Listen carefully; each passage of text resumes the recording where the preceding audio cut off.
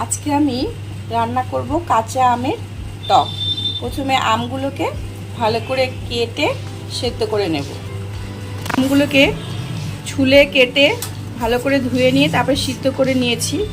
এই যে খুব সেদ্ধ না। কড়াই গরম হয়ে গেছে, এখন কড়াই তেল দিয়ে দেব। অল্প তেল লাগে টক করতে। তেল গরম হয়ে গেছে, দেবো একটা শুকনো লঙ্কা।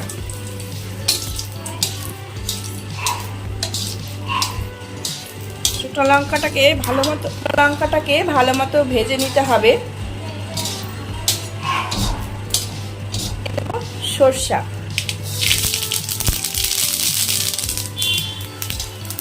সেদ্ধ করে রেখেছিলাম সেই আম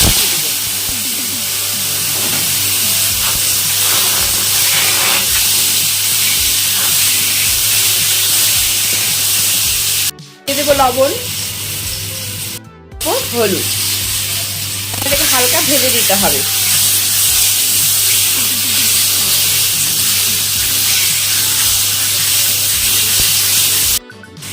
হয়ে গেছে ভাজা, এখন এর মধ্যে দিয়ে দেবো চিনি।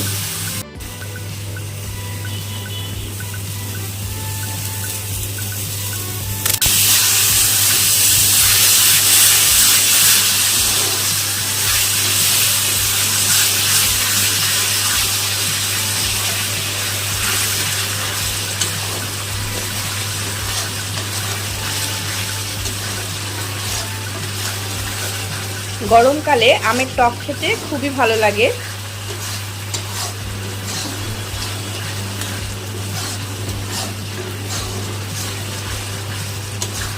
চিনিগুলো গলে গেছে, এখন দিয়ে দেবো জল। এটা খুব পাতলা একটা টক হয়, খুব ভালো লাগে।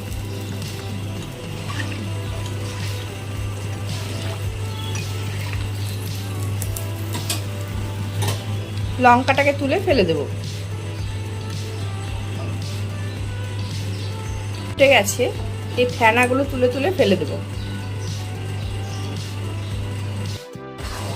এই সময় একটু লবণ আর মিষ্টিটা দেখে নিতে হবে। দেখে নিয়ে যদি লাগে আবার একটু দিয়ে দিতে হবে।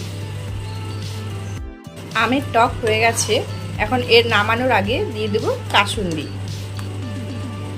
অল্প কাসুন্দি দিয়ে দিলে খুব ভালো লাগে, টেস্টটা আরও বেড়ে যায়।